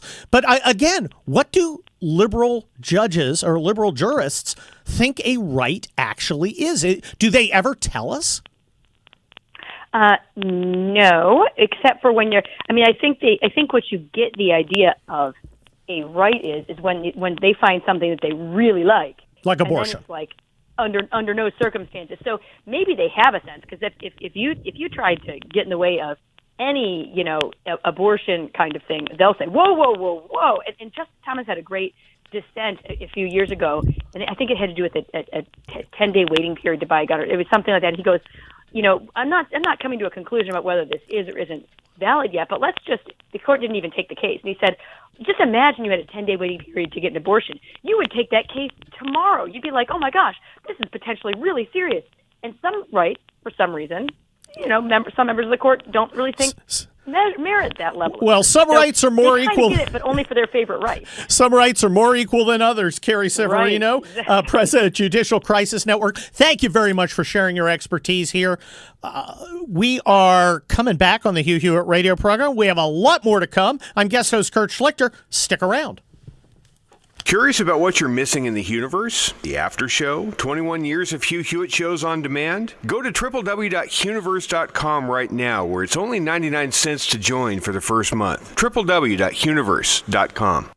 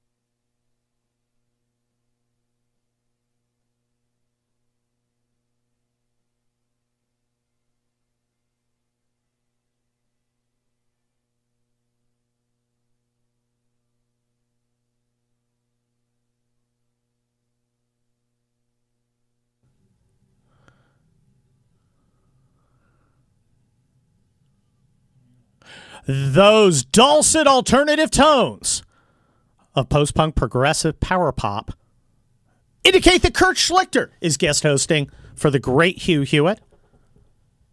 80s music, baby. The music of my youth, which is remarkable since I'm only 39 years old. I'm also the son of a woman and the grandson of a woman. You know, Kamala Harris, who's a genius. She's the daughter of a woman and the granddaughter of a woman. It's about time that the sons of women get their due. Javier Becerra with CNN's Allison Camerata. He's just an amazing cat. Let's listen to cut number 10. Yeah, Allison, you seem to be talking logically, which it doesn't seem to be what guides the Supreme Court these days. And so what I will simply say to you is I've not experienced in most of my lifetime a situation where the Supreme Court is actually stripping rights that Americans have. And so we're not going to be in that mode of joining with the Supreme Court if we don't need to. And so we'll continue to make sure that women have access to medication abortion and the rights that they need to exercise their own rights to care for their own body healthcare-wise.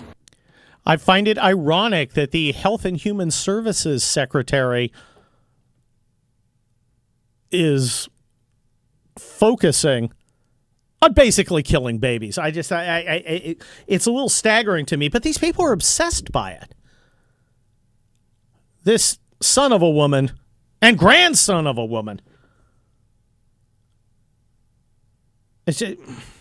It's bizarre. Listen to these people. Why are they so nuts? Here's Javier Becerra again, this time with Kate Snow on NBC. Cut number 11. Well, we're working with centers like Planned Parenthood, so we are restoring funding for Title X, family planning services. We are working with supporters on the ground to make sure that we are providing services to women where we can. We are looking into everything, including assisting in transportation, something that HHS doesn't typically do. Can you do that legally? Talk to me later. That's a big question, right? I always tell my team at HHS, if you've done your homework, then we have no right to do mild. And so we're going to be aggressive and go all the way.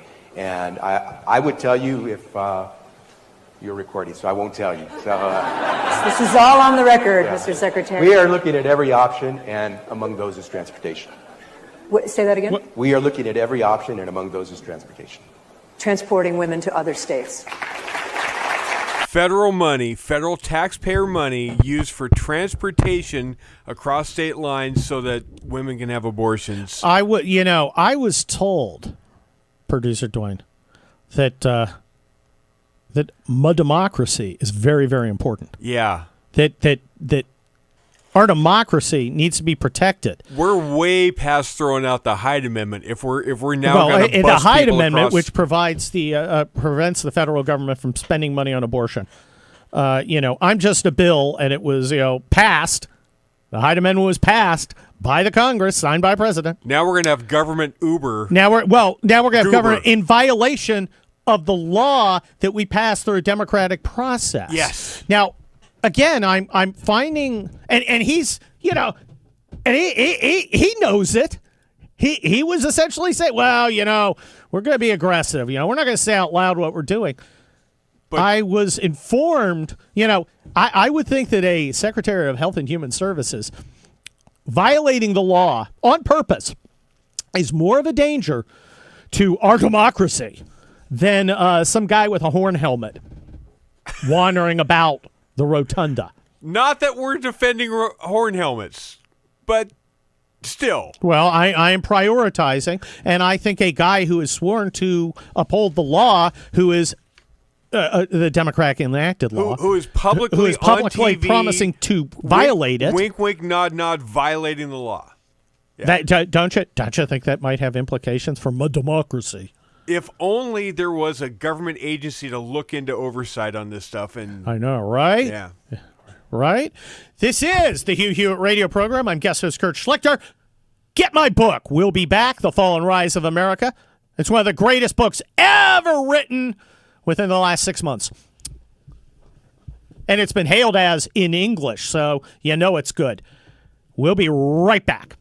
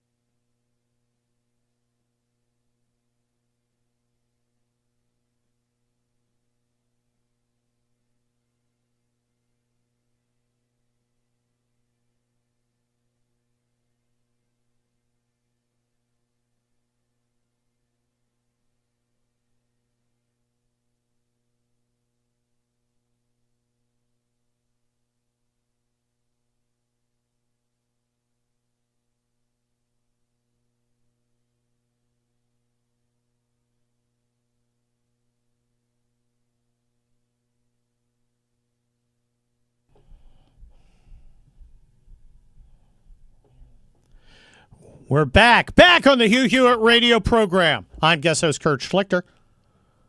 Behind me, you see my new book, We'll Be Back, The Fall and Rise of America. You pre-order it right now. You should on Amazon or Barnes & Noble or wherever fine books are sold. I'm the senior columnist at townhall.com. I am a noted Los Angeles trial lawyer. I'm a retired Army infantry colonel. I am all things to all people. And I am honored to be here guest hosting for the great Hugh Hewitt. Now, that theme music can mean only one thing. Kamala clips! Kamala sat down with Dana Bash, who is a friend of Hugh Hewitt's. He worked with her at CNN, has a lot of respect for her. And I am sure his respect grew because she kept a straight face through her interview with Kamala Harris.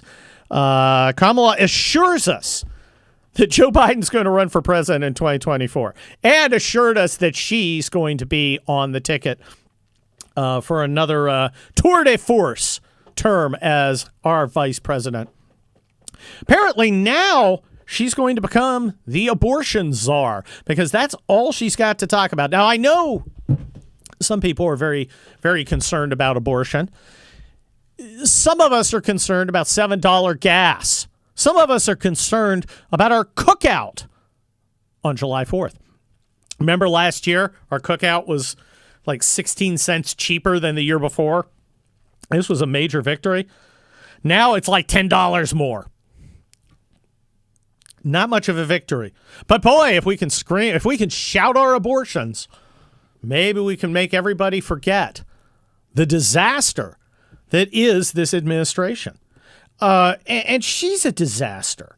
She's just, well, look, I'm gonna let her dulcet tones say everything that needs to be said. Cut number 6. I think that there can be no higher priority than what we have been clear is our highest priority, which is bringing down the costs and the prices as much as we possibly can, and we will stay focused on that. Her highest priority is the priority which is highest. Now, it's not only a tautology. My highest priority is our greatest priority. It's like one of those dumb things that dumb people think sound profound. My highest priority is the priority we hold highest. It's also not true, because if the highest priority was lowering gas prices, we'd have the Keystone Pipeline. We wouldn't be holding up drilling permits. We'd be opening up federal land to drilling. We'd be getting off the backs of energy producers and encouraging them to produce. If lowering gas prices is the highest priority, then the climate change hoax and appeasing the angry Marin County weather goddess would not be a higher priority, but they are higher priorities, which raises the question, does she even know what a priority is? Or did she just say words? I think she just says words. You know?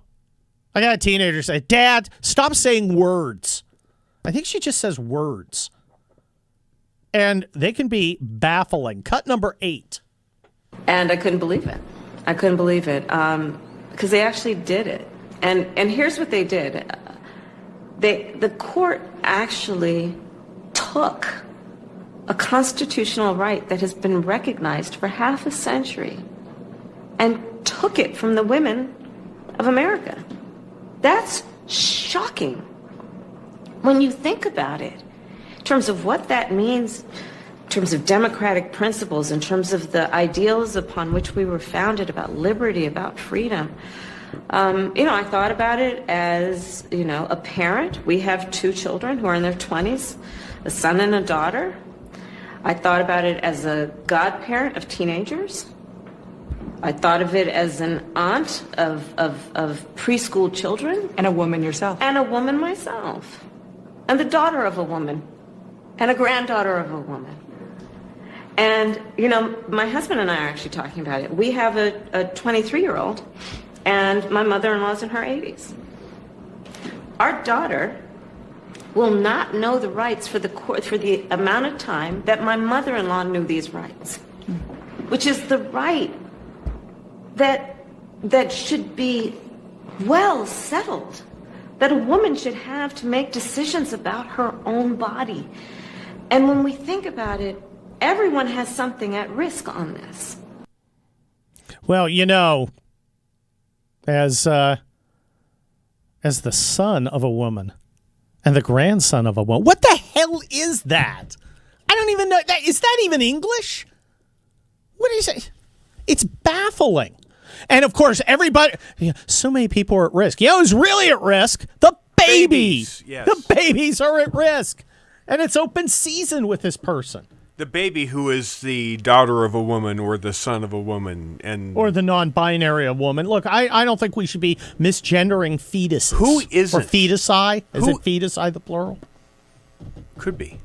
Who isn't the daughter of a woman or a son of a woman? Who?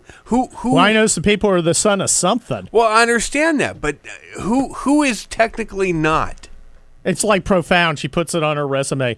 I am a biped. I have a nose. What? This is. Yeah. I mean, she's like that's like the ultimate in participation trophies. I exist, therefore, I'm special. But you're not. She's as dumb as this desk. She couldn't be any dumber if she was a mineral. And the mineral would be tin, like her ear. Does she even? Do people even hear her as Democrat? I mean, really, if I was a Democrat, I'd be looking at Commander-in-Chief Krusty, and I'd be thinking, this guy is too old to be president. He's too old for anything except sitting in his rocker, wrapped in a shawl, gulping mush and watching Matlock. And then I look at her. Just sitting there watching the actuarial tables. Yeah. Imagine Selena Meyer, who's made out with Montel Williams. That's Kamala Harris. And if I'm a Democrat, I'm thinking, we got to get somebody else. But then you look at the bench. Who's sitting on the bench ready to swoop in? Hillary, maybe. And she's like, what? How old is she? That lady is old. And terrible. Who else? Pete Buttigieg? Mr. Supply Chain Fail? You can't get... Yeah. Pothole Pete? Pothole Pete.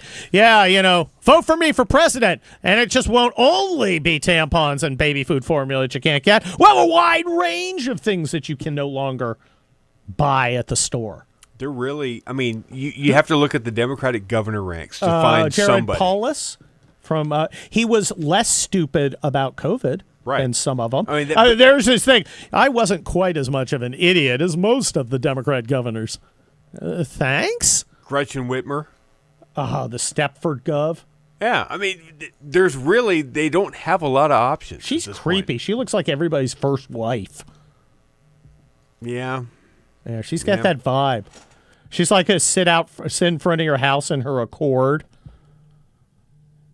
Staring. Watching.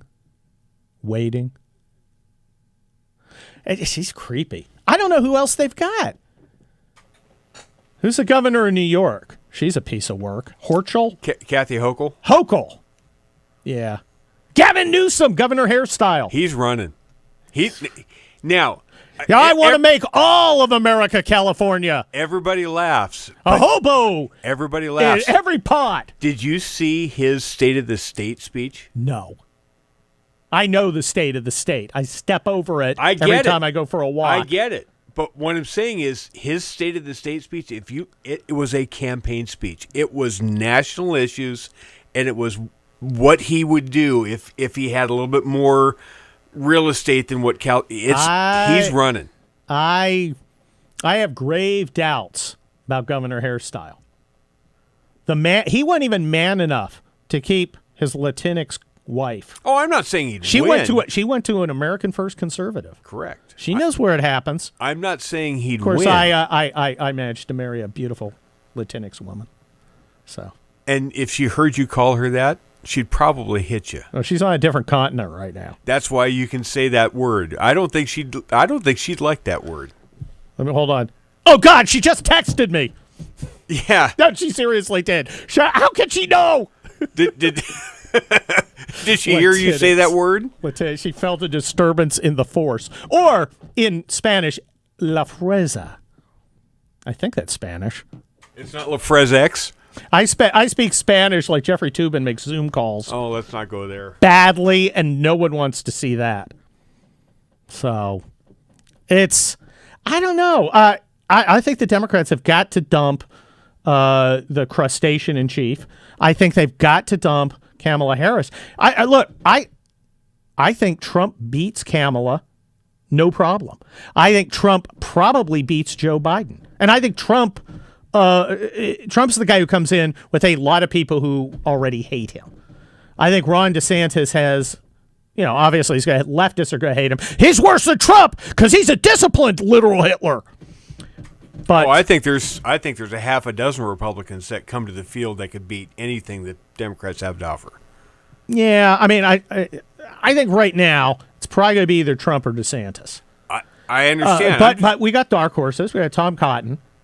But Tom Cotton's got the Ben Shapiro problem.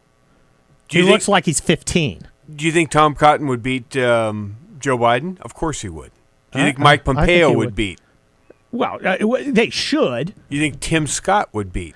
Tim Scott's interesting. Here's my thing as a hardcore conservative. I think Tim Scott is soft. Okay, I think he's soft. Do you think he'd beat Joe Biden? Yes. In a second. Second.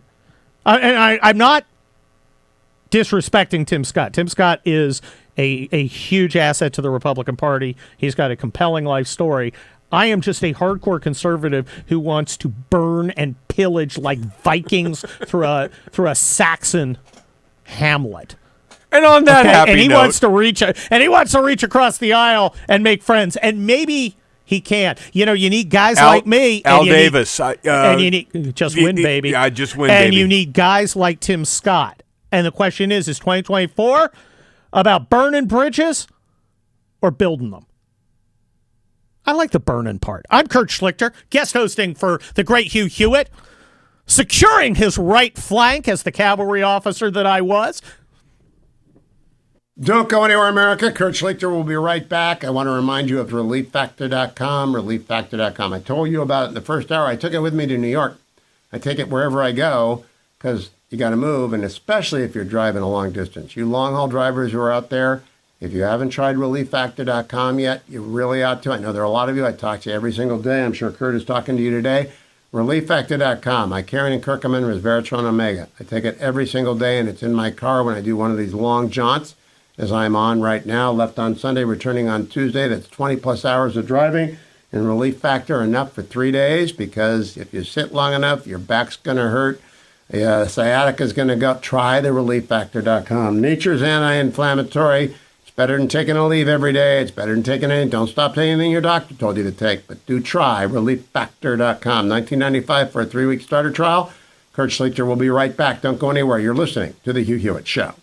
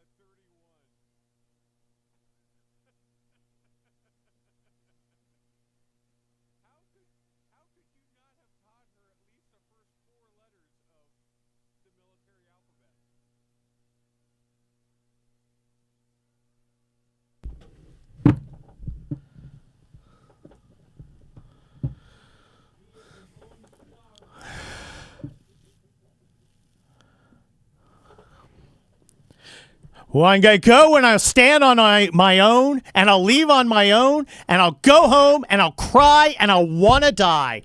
That is the dulcet tones of Morrissey in the Smiths. How Soon Is Now. You know Kurt Schlichter, senior columnist at townhall.com, is your guest host when you have rockin' tunes like How Soon Is Now. How'd you like Johnny Marr's guitar? It shimmers. Producer Dwayne. Johnny Marr is a phenomenal guitar player. Morrissey, Morrissey. I could do it. I'll take Ed Morrissey over Morrissey. I can't tell the difference. They're both very, very sad. Well, no, Ed's not really sad. Ed's got a lot of angst, though. I think there's a lot going on under the surface with Ed. You think so? He's guest hosting next week. Part of next week. And I'll be guest hosting, too. Why? Unless you here's a recording of the show. What do you do? Everybody, Ed is a happy guy. So you're saying he's the anti-Morrissey. He is the opposite of Morrissey. Well, he's also a very religious guy, which is why every day is just like Sunday. Yes, this is true. Okay, more Morrissey jokes. All these people are going there's like 5 alternative music-loving conservatives going, I get it! We didn't talk enough about my book. We'll Be Back, The Fall and Rise of America. Which book? We'll Be Back, The Fall and Rise of America. Well, I've got it behind me. Hold on. Wait, there it is. There it is. See, it's got me. I got my finger pointing at you. There we are. It's a pretty great book. Do you have no manners? I have none. Does Regnery have no manners? It has none. Regnery, the cutthroats. Why are the pirates? Why are they putting a picture of you? This is supposed to be a happy book. We'll be back. There's unhappy stuff in it. It starts. It starts at the pinnacle of American power, right? Which is right at the end of the Gulf War, when I was at 7 Corps Main headquarters. After the 7 Corps just destroyed essentially the Iraqi army, and America was unchallenged in power, and I was there. I mean, I was running a unit that washed trucks, but I was there. I was running a car wash. But I was there, and I didn't realize it. And it's been downhill ever since, with some bumps up. And I think we're in one of those bumps up now with a little track record in the Supreme Court. Right. But you're calling for a rise in America. America will rise again. I think we have strong bones. Which means you should be happier. That is happy. This is happy Kurt. That's happy Kurt? That's happy Kurt. You should see unhappy Kurt. What does unhappy Kurt look like? Oh, okay. Well, like that. That would have been a worse title. That would have been much. Unhappy Kurt. The fall and falling farther of America. No. We'll Be Back. The Fall and Rise of America. Have I done the Luntz thing? Have I mentioned it 7 times? I think so. You know what we have? He doesn't like me, by the way. Who, Luntz? Luntz does not like me. Yeah. It's because I call him lumpy. That could have something to do with it. It's based on his lumpiness. So we've played nothing but Democrats today, right? Should we leave people? You just talked about DeSantis in the last. It's 50 segment. seconds. We can do 50 All right, seconds. Ron DeSantis, everybody. Rock with Ron. Cut 12. There aren't very many places that you can go and get a credible 4-year degree and pay $6,000, $6,500, $6,800 for tuition. That's just not even in the realm of possibility in almost any other place throughout the country. But certainly it's not the case if you have a high-quality institution. And so we think it's very important that this remain affordable. I'm a big believer in higher education, but I'm not a big believer in plunging people $150,000 in debt with a degree in zombie studies. That is not a pathway to success. And so the idea that do whatever you need to do, mortgage your entire future just to get a piece of paper, that's bad advice. That's not advice that we provide in the state of Florida. That's woke. That's base. Fact check true. Well, it is true. Academia is a giant scam. It's designed to provide sinecures for mediocre people who spend all their time trying to make the rest of society as crappy as academia is. And I think we're going to see a huge amount of pushback, particularly in red states. If you are, if you're some commie professor at the University of Alabama and you want to install some sort of, I don't know. Alabama's a pretty red state. Do you think they have a academia and even the red states, bunch of commies. That ain't going to last, though. Yeah, okay. That ain't going to last. Okay. Because that's the bastion. That's where they go because they're subsidized. They don't have to accomplish anything, and they get to try and influence the next generation. Now that we're paying attention, I think that's a big problem for them. And I'm all over it. You know? I just want my enemies to suffer before I defeat them. That'll teach them. And that'll teach you, Hugh Hewitt, for letting me, Kurt Schlichter, guest host for you. I'm coming back next week, so I will see you then. Adios.